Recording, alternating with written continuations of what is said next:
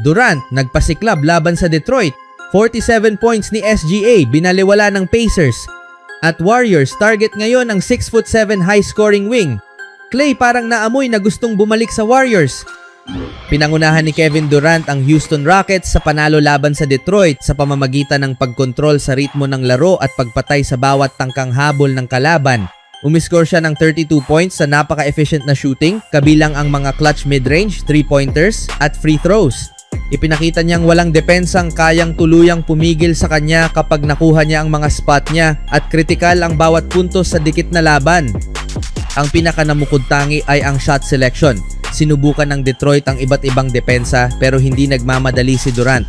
Nag-shoot ang Houston ng 49.4% bilang team at malaking dahilan doon ang shot diet niya kaya hindi na uwi sa mga walang saysay na posesyon ng mga opensa.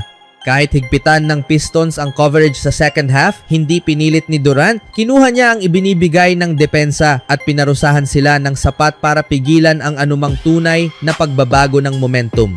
Tahimik na kinontrol ng Rockets ang rebounding battle na may 43 boards. Pinahalagahan nila ang extra possessions sa pamamagitan ng 12 offensive rebounds na nagbigay ng mahahalagang second chance points laban sa Detroit. Sa depensa, naging susi rin ang pagpigil sa Pistons sa one-and-done possessions lalo na sa ika-4 na quarter kung saan nag-ambag sina Capela at Smith ng 6 defensive rebounds upang patayin ang momentum ng kalaban. Samantala kahit hindi agad kapansin-pansin, malaki ang naging epekto ni Amen Thompson sa laro na may 15 points, 9 rebounds, 7 assists, 2 steals at 1 block sa 40 minutes. Siya ang nagkontrol ng pace ng laro at may plus 11, patunay ng malaking ambag niya sa tagumpay ng Rockets. Gaya ng lagi, malaki ang papel ng mataas na antas ng aktibidad ni Thompson sa 11 steals ng Houston.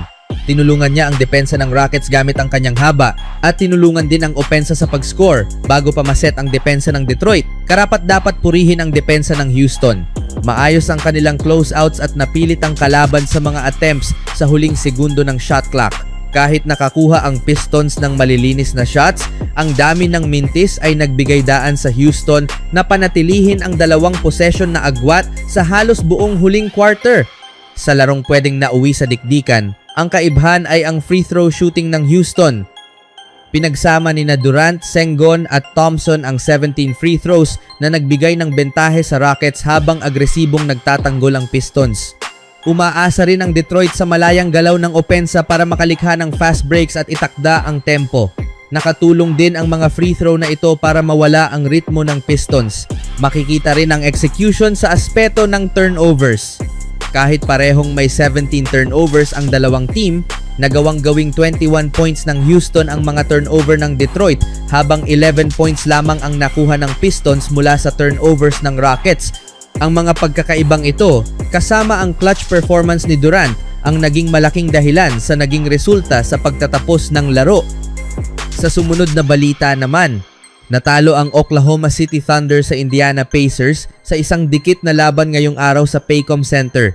May pagkakataon si Isaiah Joe na maitay ang laro sa isang maluwag na corner 3, ngunit sumabit sa ring ang kanyang attempts. Bumaba sa 37-9 ang record ng OKC ngayong season matapos ang pagkatalo. Pinangunahan ni Shai Gilgeous-Alexander ang Thunder na may 47 points sa 60.7% shooting. Gayunpaman, hindi pa rin iyon sapat para magwagi ang Thunder. Maaga silang nabaon sa 17 points sa second quarter matapos bombahin ng Pacers ng 54.5% shooting mula sa 3-point line.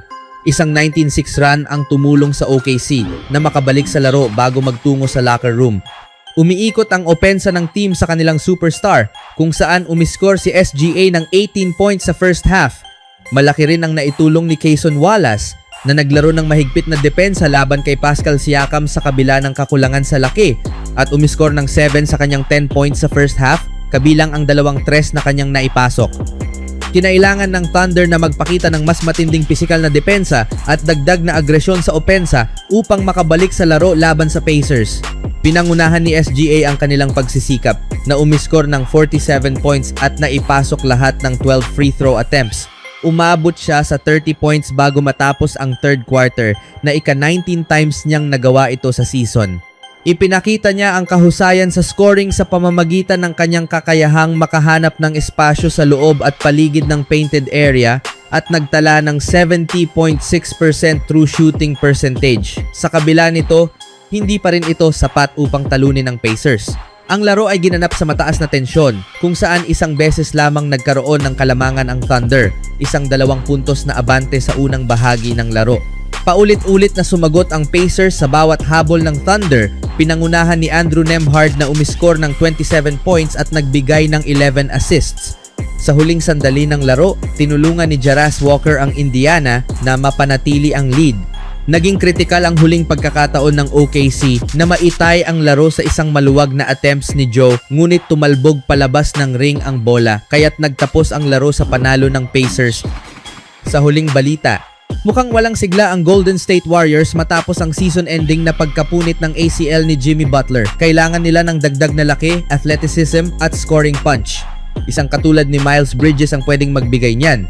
Iniulat ni Sam Amick ng The Athletic nitong araw na ang Warriors ay kabilang sa 3 teams na kilalang interesado sa forward ng Hornets. Ang Bucks at Suns ang dalawa pa. Ayon sa isang source, sinabi kay Amick kung ano ang hinihinging kapalit ng Charlotte. Gusto nila ng isang first round pick, sabi ng source. Baka dalawa. Si Bridges ay isang 6'7" forward na may average na 18.7 points, may 44.3% shooting mula sa field at 33.2% mula sa 3-point range.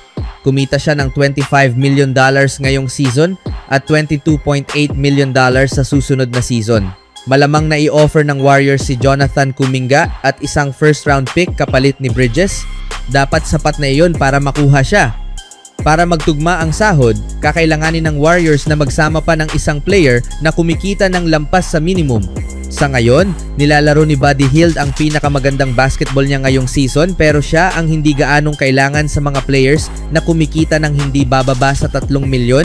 Ang pag-alis sa kontrata niya ngayon ay magbibigay rin sa kanila ng mas maraming cap space sa off-season. Makakakuha ang Hornets ng 2026 first round pick na malamang mapunta sa pagitan ng ika-13 at ika-17 na pwesto. Magandang halaga iyon para sa isang wing na 33.9% lang ang career 3-point shooting. Halos walang duda na kailangan talagang may gawin ang Warriors sa trade deadline na ito. Desperado sila sa isang wing na may laki at kakayahang umiskor at naibibigay ni Bridges ang dalawang iyon. Pero gusto ba talaga nilang isuko ang isang 2026 first round pick na araw-araw ay mas nagiging mahalaga para lang makuha ang isang tulad niya na hindi kailanman naging dissenting defender o shooter? Siyempre kung tatanggap ang Hornets ng bersyon ng trade na ito nang walang kasamang first round pick, napakaganda ng itsura nito. Pero mukhang malabo iyon. Sa kabila ng mga kahinaan ni Bridges, hindi madaling makahanap ng mga 6'7" wing na may average na 20.2 points sa nakaraang 3 season. Isang magandang bagay kay Bridges ay may kontrata siya na 22.8 million lang sa susunod na season. Maipapakita ito ng Warriors bilang pansamantalang solusyon para ngayong season at isang mahalagang piraso ng team sa susunod na season. Hanggang hindi pa bumabalik si Butler, malamang ay mag-start siya.